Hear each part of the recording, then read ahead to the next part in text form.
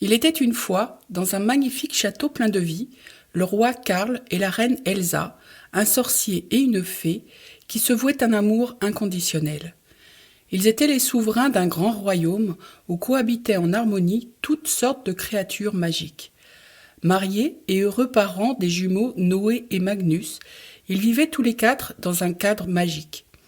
Pour une raison inconnue des parents, leurs enfants n'étaient pas exactement les mêmes comme le voudrait pourtant la définition de jumeaux. Noé, petit garçon fougueux et rebelle, était né sorcier, comme son père, et Magnus, ayant les traits de sa mère, était né fée.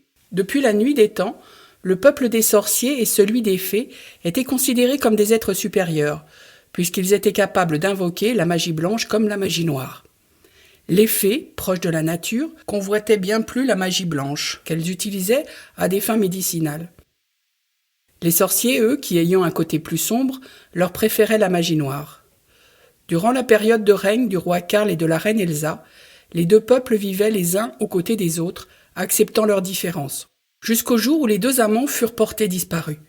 C'est alors que des tensions entre sorciers et fées commençaient à se faire sentir, tensions qui se transformèrent rapidement en querelles. Ces dernières n'allaient pas en s'arrangeant, et pour cause. En grandissant, les fils des défunts souverains avaient chacun pris parti pour son peuple et s'était déclaré une guerre sans fin. Ce n'est que lorsque Magnus chassa son frère du royaume que les tensions avaient fini par s'apaiser entre sorciers et fées.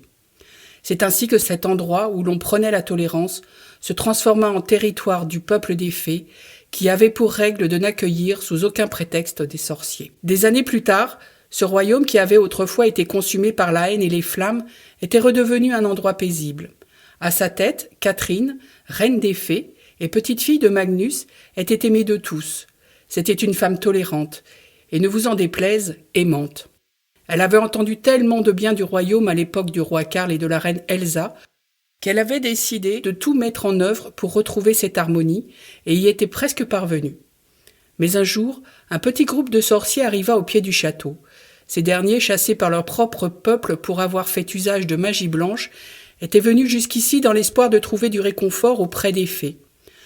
La reine, au début réticente à l'idée d'accueillir des sorciers, mais aussi inquiète de troubler le calme au sein de son peuple, avait néanmoins fini par accepter, touchée par la détresse du petit groupe. Malheureusement, cela allait lui causer énormément de tort. Des sorciers, au sein du royaume des fées, la reine était-elle tombée sur la tête ? Catherine était pourtant persuadée qu'elle avait pris une décision bonne et juste, puisque son grand-oncle était lui-même un sorcier, et qu'elle avait aussi un peu de sang sorcier qui coulait dans ses veines. Mais ces affaires familiales n'intéressaient guère les habitants. La situation dura ainsi pendant quelque temps, jusqu'au jour où la pression du peuple devint trop grande. Alors la reine convia le groupe de sorciers à la rejoindre au sein de son palais pour dîner. Elle prit le temps de leur expliquer. « Mes amis, votre venue dans mon royaume n'était peut-être pas une bonne idée.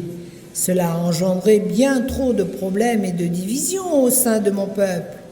Je vous propose donc de vous trouver un endroit calme où vous pourrez vous épanouir sans répression et sans crainte d'utiliser votre magie.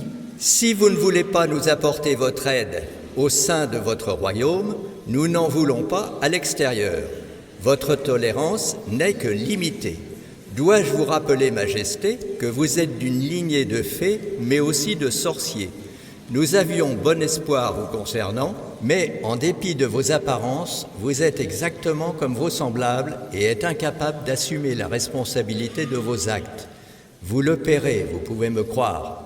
Ce château que vous chérissez tant ne sera plus que peine et tristesse, et je ne donne pas cher de la femme qui vous succédera ici même. Cette pauvre malheureuse paiera pour vos actes. Vous qui fermez les yeux aujourd'hui sur notre situation, c'est elle qui en subira le prix demain. Elle sera plongée dans un sommeil si profond que rien ne pourra la réveiller.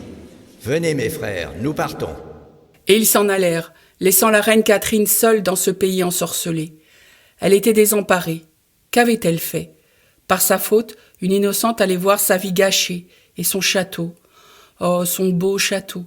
Il était devenu terne et gris, sans plus aucune couleur. La vie qui y régnait auparavant semblait s'être éteinte. Plus de couleur et plus de bruit. Il semblait comme endormi. Quelques années après ce fâcheux désaccord, La reine Catherine avait fini par perdre espoir et était partie s'exiler, seule, loin de tous ses tourments. L'ambiance du royaume restait tristesse et morosité. Les rires des enfants s'étaient éteints, et les fées vêtues habituellement de jolies couleurs avaient, avec le temps, adopté le noir, comme pour un deuil permanent.